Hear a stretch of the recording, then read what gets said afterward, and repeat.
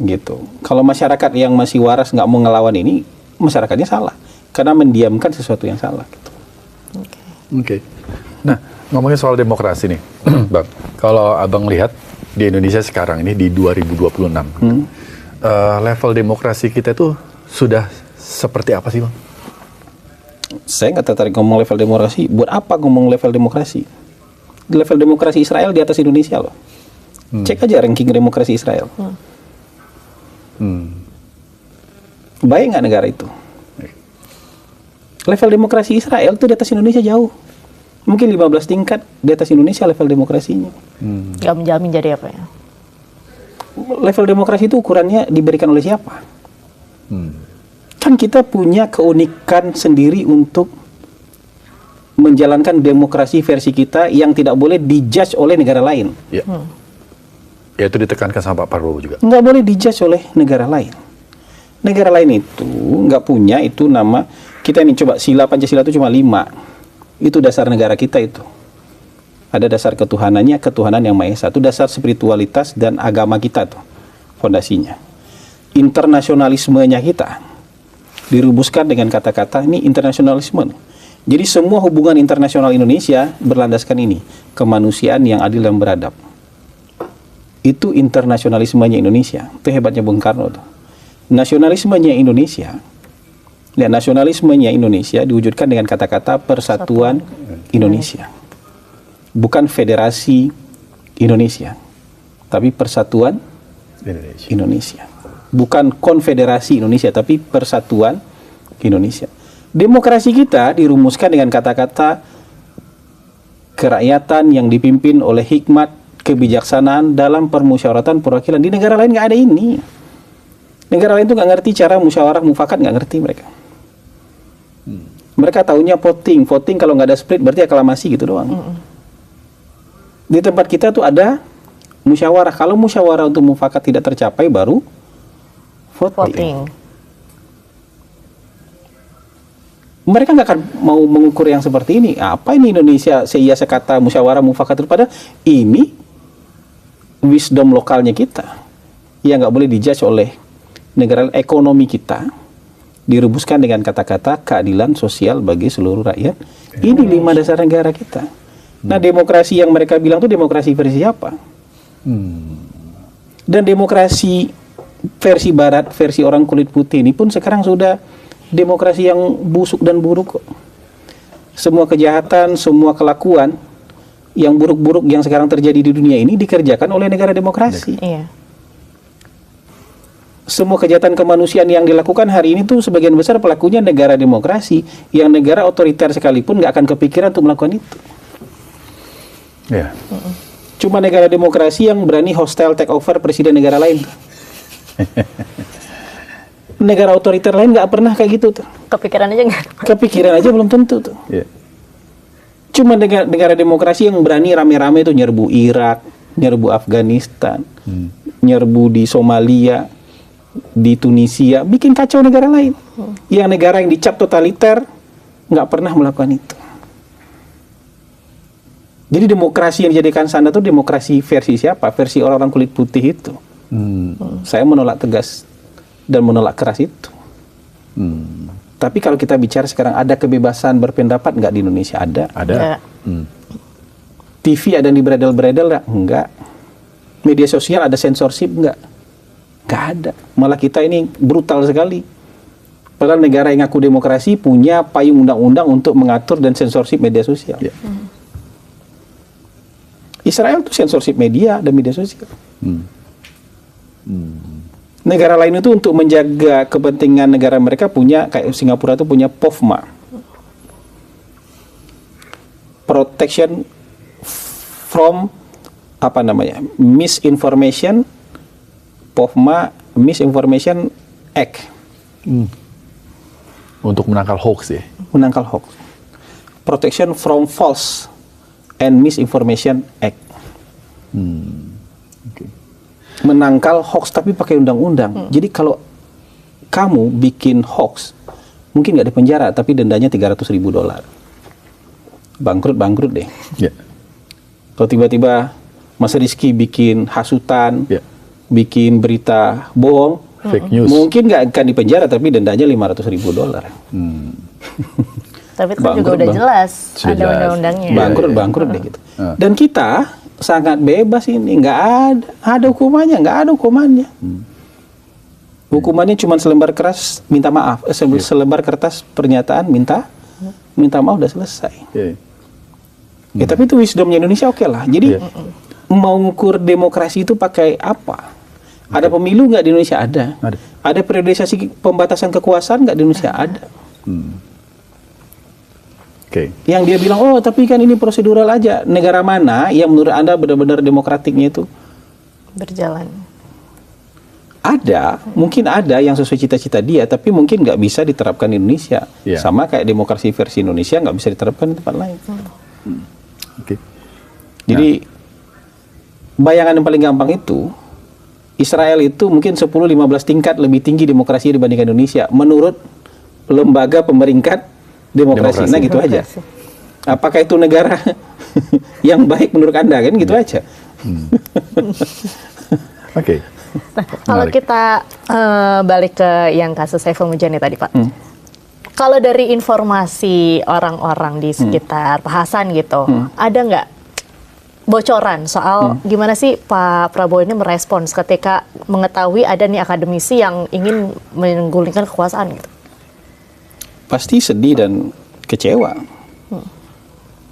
Kemarin di pidato kan kita lihat juga beliau kelihatan kecewa kan. Ya walaupun beliau bilang ya boleh ini segala macam tapi lewat jalur, tapi itu kan ya tampak kecewa kan, beliau lagi ngebangun nih. Lagi menjalankan sumpahnya, kan beliau disumpah nih. Lagi menjalankan sumpahnya, lagi memenuhi kewajiban sesuai dengan sumpahnya, sesuai dengan program yang ditawarkan kepada masyarakat dan program dia yang dipilih oleh masyarakat. Lagi jalan tuh direcokin. Dan mau diancam digulingkan itu kan ancaman. Iya. Threat itu ancaman. Kalau antara negara ancaman-ancaman itu sudah berakhir dengan rudal tuh, preemptive action, Iya. preemptive strike. Sebelum diserang nyerang duluan. Tapi kan pemerintah nggak begitu. Jadi kalau saya melihat dari sisi pemerintah wajar lah kecewa. Lagi ngebangun baik-baik. Terus kemudian tiba-tiba ada isu ini, isu dari mana? Ya. Ada kepentingan apa? Atau kepentingan siapa? Kok nggak sabar sampai pemilu 2029? Kepentingan siapa? Yang dibawa itu kepentingan siapa? Kepentingan rakyat? Rakyat yang banyak apa rakyat yang sedikit? Atau jangan-jangan kepentingan kalian 20 orang itu aja? 19 orang. 19 orang, kan 20 sama fotografer. Iya. Gitu. Oke. Baik. Nah, Bang Hasan Hasbi kan pernah di kantor komunikasi Presiden, Pak. Iya. Tentunya narasi-narasi yang buruk terhadap pemerintah, itu kan tadi Abang bilang juga harus dilawan dengan narasi. Iya. Nah, apa yang sudah terjadi sekarang, narasi yang soal penggulingan, apakah Abang melihat saat ini dari kantor Presiden itu sudah menyiapkan narasi-narasi yang untuk menangkal itu? Selain dari yang kemarin Pak Presiden bilang di taklimat itu ya? Iya, gini, kalau pemerintah itu memang ada dilema. Mereka harus menanggapinya dengan proporsional dan sopan banget gitu. Takut dipelintir ya? Karena kalau agak keras dikit dianggap pembungkaman. Iya. Iya. Dianggap nanti agresivitas. Dianggap nanti represif. Kalau agak kayak saya ngomong hari ini nih, pasti dia udah dianggap represif ini. Begitu cara sebagian orang melihat itu sebagai itu. Makanya pasti tanggapan versi pemerintah pasti sopan banget. Dan harus berhati-hati ya. Dan harus hati-hati banget gitu. Nah, bedanya di sana pakai rudal, pakai javelin, pakai RPG, di sini cuma pakai pistol air. Cuma damin. Jadi Karena harus sopan banget kan gitu.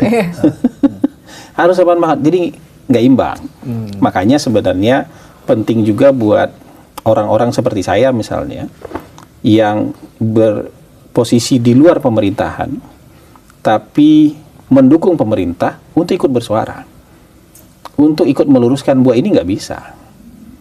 Untuk ikut menjelaskan apapun itulah termasuk hal ini. Yang dari sisi pemerintah dengan bahasa yang lebih lugas. dengan bahasa yang lebih terus terang. Supaya apa? Supaya pesannya sampai. Kadang-kadang kan kalau halus-halus itu ini daya dorongnya nggak jauh kan? Misalnya serangannya dilihat oleh 5 juta orang. Ketika dijawab oleh pemerintah, yang nonton 50, yang nonton 500 gitu misalnya. Tapi memang pemerintah itu dilema. Dan saya paham sekali bagaimana dilematisnya sebagai seorang pejabat pemerintah harus menjawab serangan yang begitu keras. Kalau kita jawab dengan bahasa yang sama kerasnya, pasti udah dituduh macam-macam tuh. Tapi kayak begitu aja banyak yang beranggapan, aduh komunikasi pemerintah ini jelek banget gitu kan. Nah, itu kan ngomong-ngomong aja. Kalau komunikasi jelek itu ukurannya apa? Makanya waktu itu ada satu influencer datang ke tempat saya berdebat soal komunikasi jelek. Saya bilang harus ada ukuran. Kalau komunikasi pemerintah jelek, approval rating pemerintah pasti turun. Karena pesan pemerintah nggak nyampe kan? Karena kebaikan-kebaikan pemerintah kan nggak nyampe. Tapi kalau approval rating pemerintah naik atau tetap stay tinggi, Anda nggak bisa bilang komunikasinya pemerintah jelek. Oke. Yang ditangkap itu mungkin seperti ini, Bang. Jadi ada beberapa pejabat yang menyampaikan informasi, tapi kemudian di level pelaksanaannya itu tidak sesuai gitu. Ya mungkin Nah, aja. itu mungkin dipersepsikan menjadi komunikasi yang kurang bagus gitu. Iya, saya sering ketemu lah orang-orang yang komen, oh komunikasi pemerintah harusnya begini, harusnya begini. Dia mungkin pengen mengisi posisi itu. Saya ketemu banyak orang lain, wah komunikasi itu harus begini. Ya kamu aja yang coba, kalau emang bisa gitu. Jadi ini negara besar.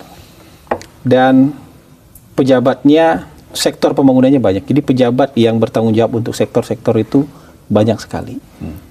Kalau misalnya Rizky jadi menteri, kemudian lagi ke lapangan, ditanya oleh wartawan kan nggak bisa bilang informasinya satu pintu aja lewat jubir pemerintah, kan nggak bisa. Anda harus jawab. Jadi masalah lagi nanti kalau Anda nggak mau jawab, menteri ini nggak mau jawab, menteri ini lari dari tanggung jawab, menteri ini ngeles karena nggak mau jawab. Anda juga harus jawab.